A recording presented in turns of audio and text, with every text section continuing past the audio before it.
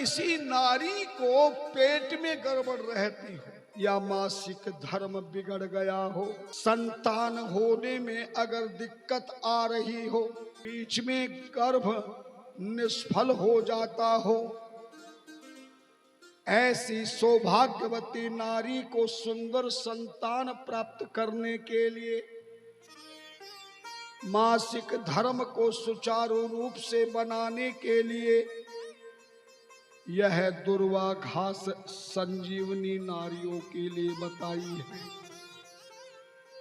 इस दुर्वा घास के डंठल से सारी दुर्वा को अलग अलग करके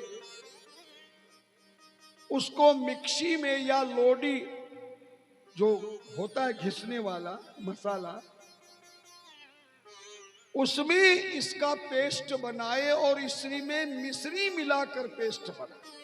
कहते कि नारी की जिंदगी में यदि किसी प्रकार की शारीरिक रोग पैदा हो रहा हो तो उसे मिश्री सहित दुर्वा घास का रोजाना सेवन करना चाहिए, ठंडाई बना करके पीना चाहिए। हमारी जीवन में भी एक ऐसी महिला आई जो बहुत बड़े परिवार की थी। हम आपको नगर का स्थान का नाम नहीं बताएंगे। बहुत बड़े धनवान की पुत्र वधू थी।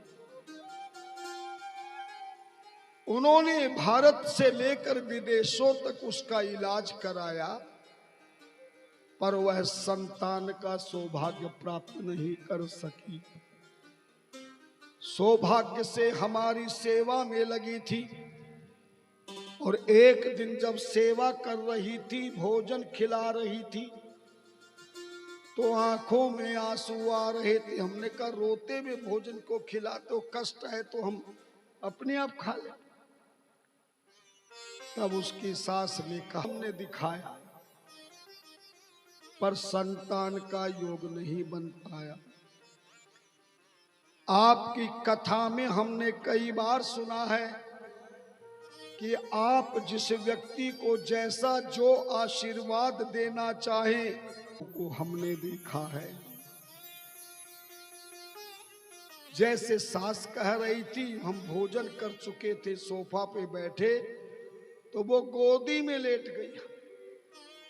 मैं तभी उठूंगी जब तक मुझे संतान योग का आप आशीर्वाद नहीं।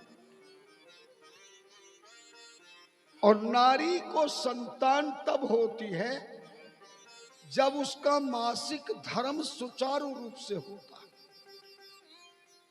हालांकि आपको वचन सुनकर थोड़ी शर्मिंदगी होती है, लेकिन नहीं, यह शास्त्रीय प्रमाण है।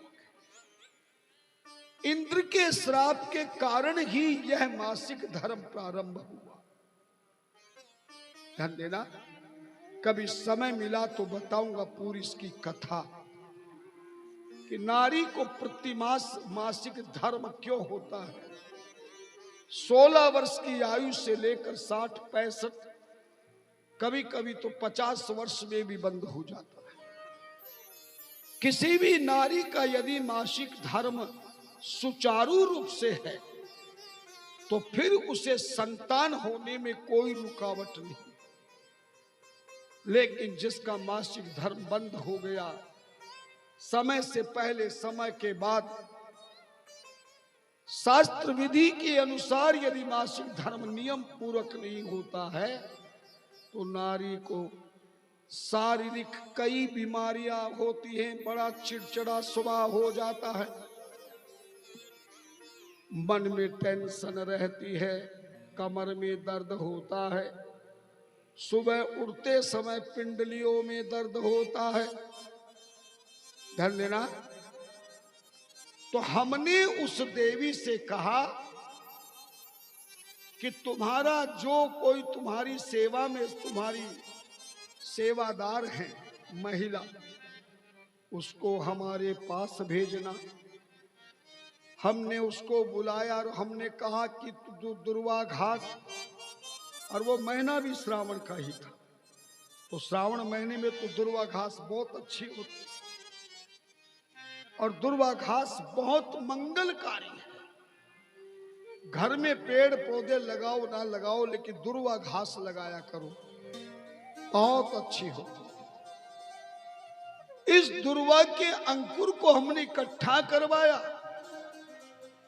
और हमने कहा कि जैसे आज पहली बार हम बता रहे हैं, ऐसा ही तुम करते रहना और अपनी मालकिन को पिलाते रहना। उस दुर्वा घास का बहुत अच्छा पेस्ट बनाकर, मिश्री मिलाकर, ठंडाई बनाकर केवल महाराज 1 महीने तक पिया। और जन्माष्टमी के बाद तो फोन आ गया कि अब तो मैं ठीक हो गई हूँ। और 2 वर्ष के बाद जब हम दोबारा कथा करने किसी और की करने गए, तो हमने देखा कि सबसे पहले वही देवी खड़ी है और गोदी में बच्चे को लेके रखा है। अब हमारा स्वभाव है, हम तो बताते हैं चले जाते हैं। अब किस किस की शकल को याद रखें। कई महिलाएं तो झगड़ पड़ती, आप हमें नहीं जानते। हम बरेली में आपके शिष्य रहे, आपकी सेवा की। अरे मैंने कहा देवी जोर से मत बोल, अब पहचान लूंगा। अब कैसे पहचानोगे, मैं डांट लगा दी थी। उसने जैसे ही मैं कमरे में बैठा, उसने हमारी गोदी में बच्चे को दे दिया और साष्टांग प्रणाम, यदि महिलाओं को नहीं करना चाहिए, पर उसने साष्टांग प्रणाम किया। मैंने कहा देवी तुम कौन हो?